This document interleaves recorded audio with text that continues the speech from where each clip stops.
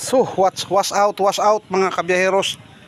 Good evening, good evening. So, kararating-rating ko lang kaninang alas 4 ng hapon. So, kami ay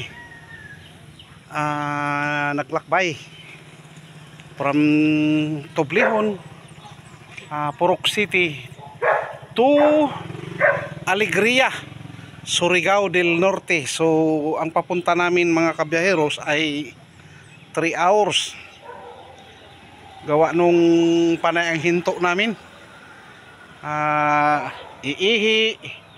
Tapos pagdating na sa unang talaga, unang stopover namin, umihi dyan sa may kabundukan ng Nobinta. Okay. Shout out sa ating mga kabiyaheros-biyaheras na hanggang ngayon nasa pamamasada pa. So, pangalawang stopover namin ay Batas, doon sa may Prince, at sila ay bumili ng kanilang mga kung ano-anong. Ayan mga kabiyaheros, oh. Ang dumi, talagang inabot kami ng ulan doon sa may kabundukan ng Nobinta. So kailangan ko talagang ikarwas kay talagang ang dumi. Kaya kailangan ikarwas nang hindi dumikit yung kanyang So walk around natin yan. So yun yung pinakamalayong narating, simula ng makuha hanggang sa pang-3 buwan. So gas consumption na naubos natin ay papuntay 300, pabalik din ay 300. So sa makatuwid ay 600 ang kanyang gas consumption. So okay na rin yun. So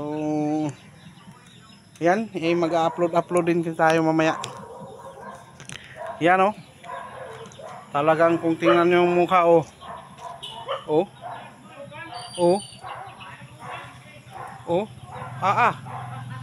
talaga lang.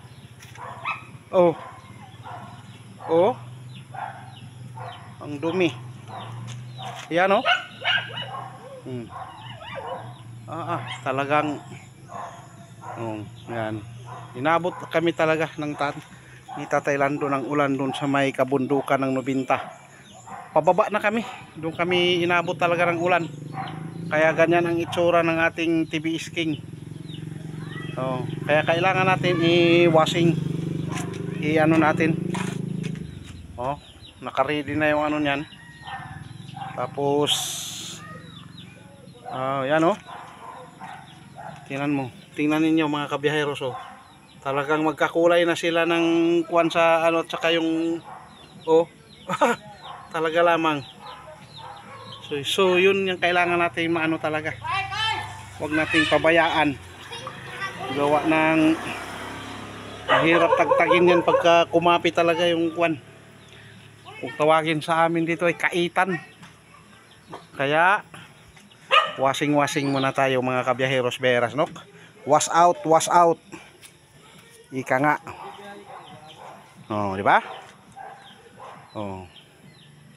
So bali nananakbo kami ay 5.5 hours.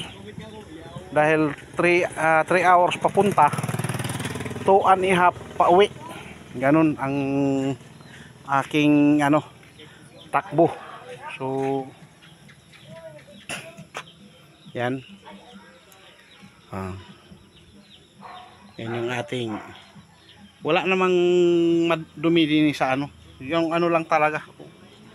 Talagang kailangan i-wash out natin ito, kay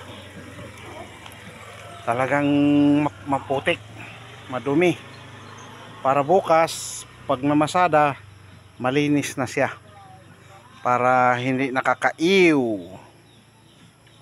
Okay, so yan.